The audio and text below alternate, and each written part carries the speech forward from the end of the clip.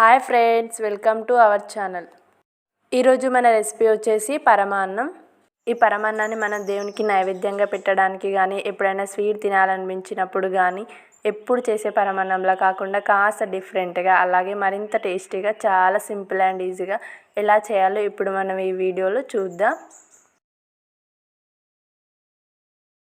ఈ పరమాన్నం చేయడానికి మనం ముందుగా 1 కప్పు వరకు బియ్యం తీసుకోవాలి.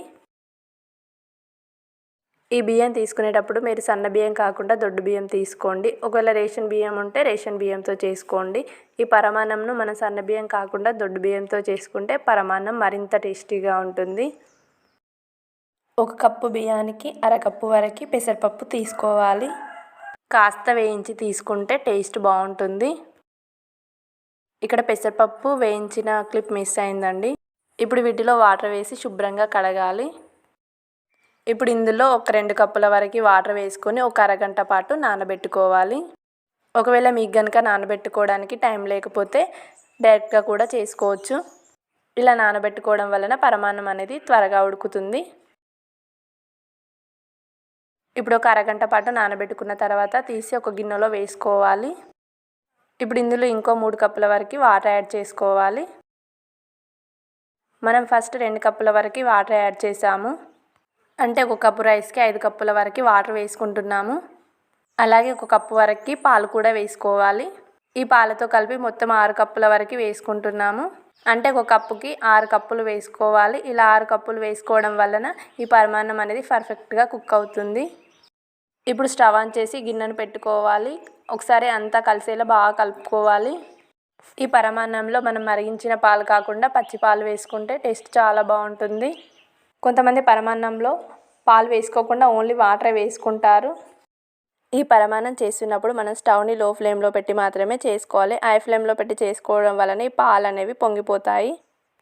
ఈ పరమాన్నాన్ని గరిటెతో తిప్పుతూ చేసుకోవాలి, లేకపోతే పెసరపప్పు అనేది అడుగు పడుతుంది. ఈ పరమాన్నం కాస్త ఉడికిన తర్వాత బెల్లం తీసుకోవాలి. ఇక్కడ 1 కప్పు బియ్యానికి 2 కప్పుల వరకు బెల్లం తీసుకోవాలి. ఇలా తీసుకుంటేనే స్వీట్నెస్ బాగుంటుంది. ఇప్పుడు స్టవ్ లో ఫ్లేమ్లో పెట్టుకొని బెల్లం అంతా కరిగే వరకు ఉడికించుకోవాలి.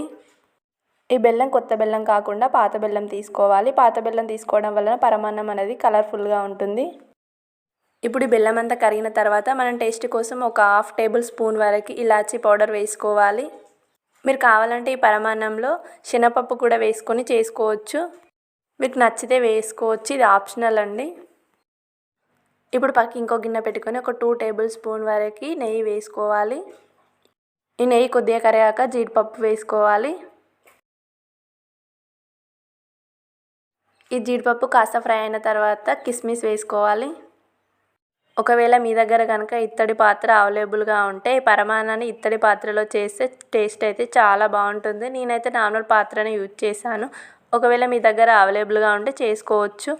ఈ పరమాన్నం అంతా దగ్గర పడిన తర్వాత మనం ముందుగా ఫ్రై చేసి పక్కన పెట్టుకున్న జీడిపప్పు అలాగే కిస్మిస్ని యాడ్ చేసుకోవాలి. ఇప్పుడు అంతా ఒకసారి కలిసేలా బాగా కలుపుకోవాలి. ఇప్పుడు స్టవ్ లో ఫ్లేమ్లో పెట్టుకొని ఒక 2 to 5 మినిట్స్ వరకు ఉడికించుకోవాలి. అంతే అండి, ఎంతో టేస్టీగా అలాగే చూడగానే నోరూరించే ఈ పరమాన్నం రెడీ అయిపోయింది.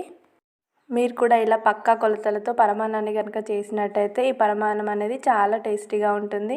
మీరు కూడా ఇలా చేసినట్టయితే పిల్లలు చాలా బాగా ఇష్టంగా తింటారు. ఒకసారి ట్రై చేసి ఎలా వచ్చిందో కామెంట్ చేయండి. మీ ఫ్రెండ్స్ అండ్ రిలేటివ్స్కి కూడా షేర్ చేయండి. అలాగే నేను చేసే మరిన్ని రెసిపీస్ మిస్ కాకుండా చూడాలంటే నా ఛానల్ని సబ్స్క్రైబ్ చేసుకోండి, లైక్ చేయండి, షేర్ చేయండి. Thank you for watching this video.